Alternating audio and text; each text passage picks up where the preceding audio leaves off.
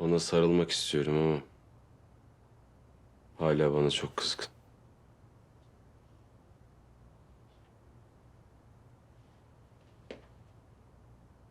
Ne oldu, senin neyin var? Konuşabilir miyiz biraz?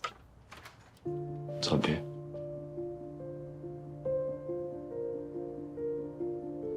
Dila Güneş'i bırakmayacağını söylüyor. İkna edemiyorum ben onu.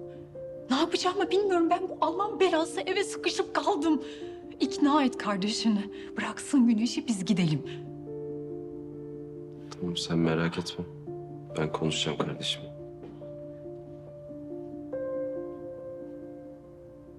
Teşekkür ederim.